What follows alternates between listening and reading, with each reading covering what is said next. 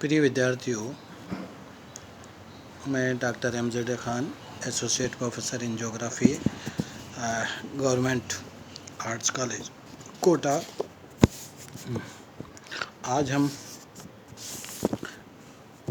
जिस विषय पर चर्चा करेंगे वो आप सभी के लिए बहुत महत्वपूर्ण है, और वो विषय है ज्योग्राफी या भूगोल। जिस विषय का हम अध्ययन कर रहे हैं, चाहे वो हम यूजी लेवल पर करें या पीजी लेवल पर करें, स्नातक स्तर पर या स्नातकोत्तर स्तर पर, कोई भी हमसे जब ये पूछता है कि तुम्हारे पास जो सब्जेक्ट है, तुम जिसमें बीए कर रहे हो या बीएससी कर रहे हो या एमए कर रहे हो या एमएससी कर रहे हो, वो सब्जेक्ट क्या हैं, तो जब आप बताएंगे कि मैं ज्योग्राफी है मेरा सब्जेक्ट, तो सामान्य रूप से ये पूछा जाता है कि क्या है ये सब्जेक्ट। तो हमें बहुत आवश्यक है कि ये जानकारी हो कि भूगोल विषय है क्या, इसका इतिहास क्या है, ये किस तरह से इसकी उत्पत्ति हुई, ये विषय के रूप में किस तरह से पहचाना गया, क्या वर्तमान में इसकी क्या उपादेयता है और इसकी क्या महत्ता है, ये हमारे लिए जानना बेहद या बहुत ज़रूरी है कि हमें अपने विषय से संबंधित जानकारी, मुख्य रूप से कि हम ये बता सकें कि हमने जो विषय चुना है या हमने जो विषय लिया है ये क्या है और क्यों लिया है। तो आज का मैंने टॉपिक यही लिया है, ज्योग्राफी एन इंट्रोडक्शन या भूगोल एक परिचय।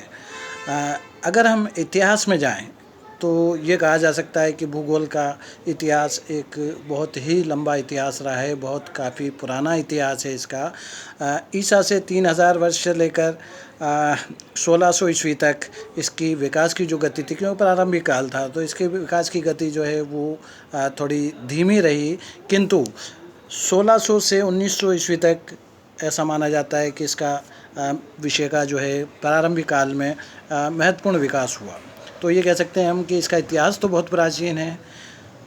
प्रारंभ में इसका इतना विकास अधिक नहीं हुआ, धीमी गति से हुआ, लेकिन मुख्य रूप से 1600 से 1900 ईस्वी तक जो है वो एक इसके अंदर महत्वपूर्ण विकास हुआ।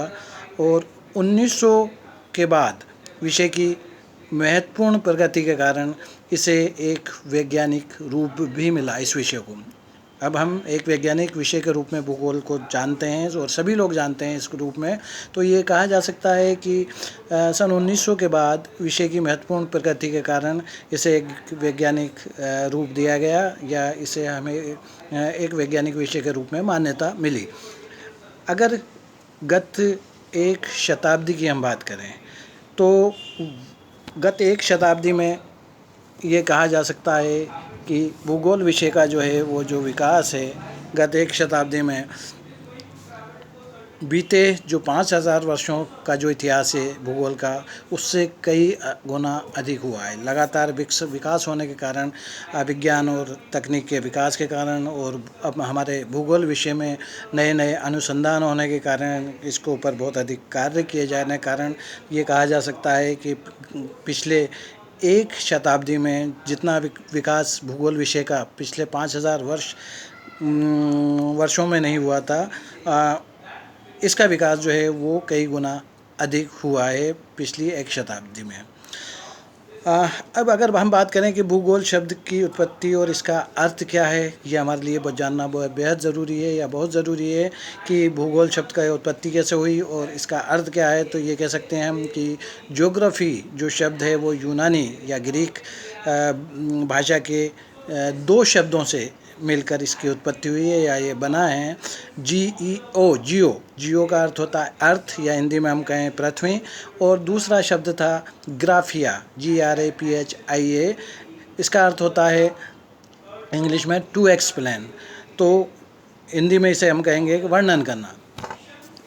तो हम ये कह सकते हैं कि भूगोल विषय जो है, भूगोल विषय का अर्थ या भूगोल का अर्थ जो है वो दो शब्दों के, ग्रीक जो शब्द हैं, दो यूनानी शब्द हैं, जियो प्लस ग्राफिया। जियो का अर्थ है, जियो का इंग्लिश में अगर हम बात करें तो इसका अर्थ होता है पृथ्वी, और ग्राफिया का मतलब होता है वर्णन करना। तो पृथ्वी का वर्णन करना ही प्रारंभ में जो भूगोल की परिभाषा हमारे सामने आई थी या भूगोल शब्द की जो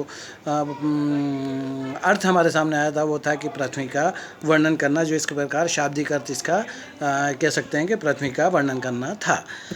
सबसे पहले इराटोस्थेनीज ने ज्योग्राफी शब्द का प्रयोग 3000 ईसा पूर्व में किया था और उन्होंने जो है वो पृथ्वी के बसे हुए क्षेत्र का अक्षांश और देशांतर सहित मानचित्र बनाया।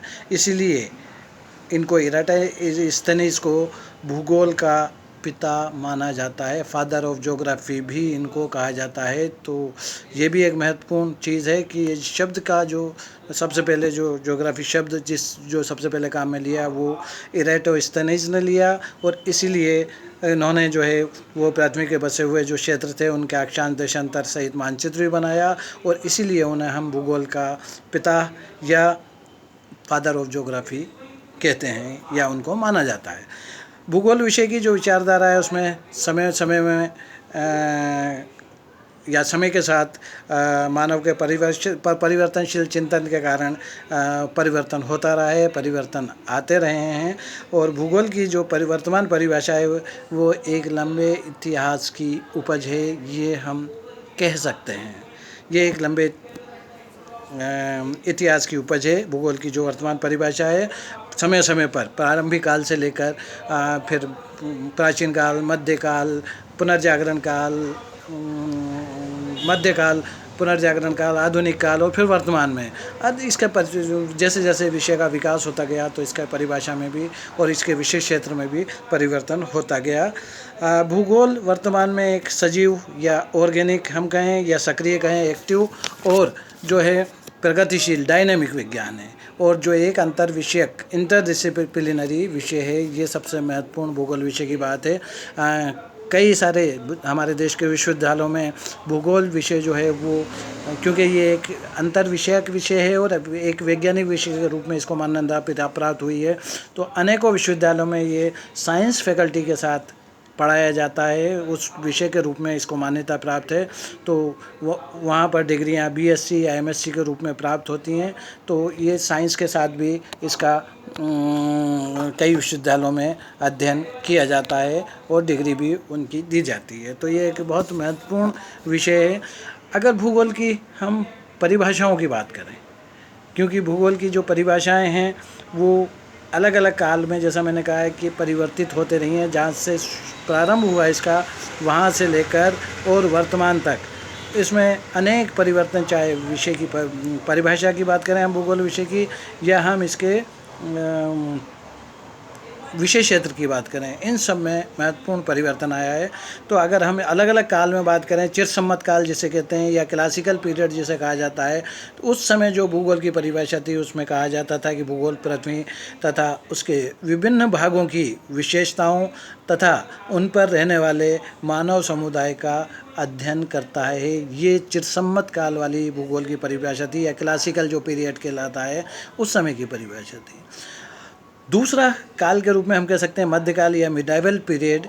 मध्यकाल में भूगोल की जो परिभाषा थी उसमें ये कहा गया है कि भूगोल पृथ्वी से संबंधित तथ्यों का अध्ययन है, जिसमें पृथ्वी की सौरमंडल में स्थिति, पृथ्वी का व्यास एवं परिधि का वर्णन किया जाता है। तो ये परिभाषा चिरसम्मत काल से मिडाइवल पीरियड में या मध्यकाल में इस रूप में परिवर्तित हुई। तीसरा अगर हम काल कहें जिसमें भूगोल की परिभाषा में परिवर्तन हुआ तो उसे हम कह सकते हैं पुनर्जागरण काल या रिनासेंस पीरियड। इसमें भूगोल की परिभाषा के लिए जो कहा गया वो है, इसमें भूगोल को पृथ्वी के प्राकृतिक तथ्यों का वर्णन करने वाला, भूगोल को पृथ्वी के प्राकृतिक तथ्यों का वर्णन करने वाला इस काल में विषय माना गया या विषय कहा गया। तो इस प्रकार ये परिवर्तन आया। और अगर हम चौथे रूप में आधुनिक युग या प्रारंभिक काल की बात करें तो ये 18वीं शताब्दी के उत्तरार्ध से भूगोल की परिभाषा early age of modern period इसे कहा जा सकता है। तो 18वीं शताब्दी के उत्तरार्ध से भूगोल की परिभाषा को तमीन वैज्ञानिक दृष्टिकोण मिलना प्रारंभ हुआ, जिसमें पृथ्वी के साथ साथ मानव को भी भूगोल के अध्ययन का केंद्र माना जाने लगा। भूगोल के वर्तमान स्वरूप का विकास सर्वप्रथम जर्मनी में हुआ।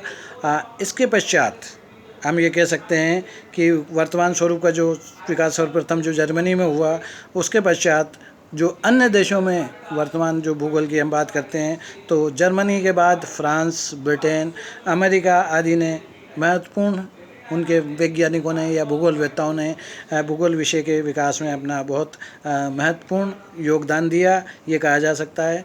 यदि हम जर्मन भूगोलवेत्ताओं की बात करें जिन्होंने कि भूगोल के विकास में बहुत ही महत्वपूर्ण योगदान दिया, तो उनमें हम कह सकते हैं कि जर्मन भूगोलवेत्ताओं में कांट, हम्बोल्ट, रिटर, रिच्टोफेन, रेडज़ेल, हेटनर, ये ऐसे बड़े नाम हैं।